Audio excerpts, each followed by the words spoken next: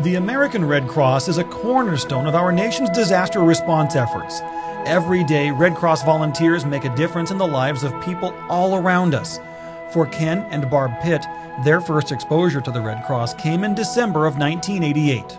Early in the morning on December 18th, 1988, Ken woke up in the morning very early and he said something was wrong and came back and said the house was on fire and to get the boys up and to get our vehicles out. And when I ran out in my nightgown, got in the car and backed the car down, I looked up and here the whole house, the top of the roof was gone. Their home burned down and they lost nearly everything. Red Cross volunteers gave them vouchers to go shopping for clothes and a few necessities, helping them regain dignity after a terrible loss.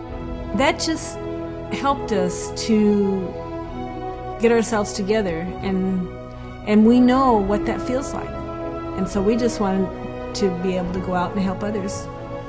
Now, the Pitts are Red Cross volunteers, going where they're needed to help others in need.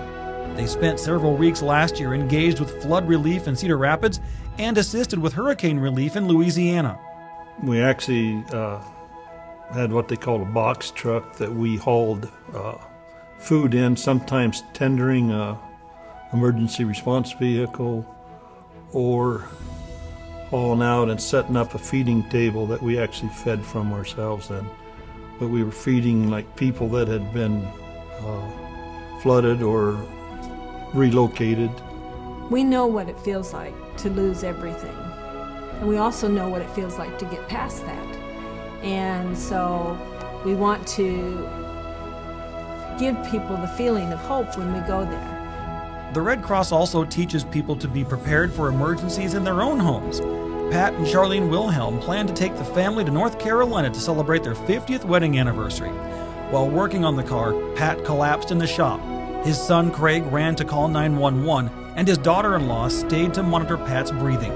We put Pat down on the floor and we're, Patrick, we're calling at him, Dad. No response. Very raspy breathing. I thought maybe he was having a seizure. I had no idea. And then he just stopped breathing. And I said, oh my gosh, we have to perform CPR! And I had just learned it 11 days beforehand. And so I got down on my knees and put my hands on his chest and started my counting, and I was counting out loud and pumping away and giving him the breaths. And then fortunately, they just have a great response team in Blairstown. And within a few minutes, his next door neighbor, who was his nephew, and an EMT came over and he helped me perform the CPR. And then a couple minutes after that, the Blairstown EMT, the whole crew arrived and they began work on it. Allison's CPR instructor made them work hard during training, ensuring his students were ready to face possible emergencies. I just feel like we'll never be able to repay those people for having trained Allison. I think she just made our family whole again. Red Cross training and response isn't free.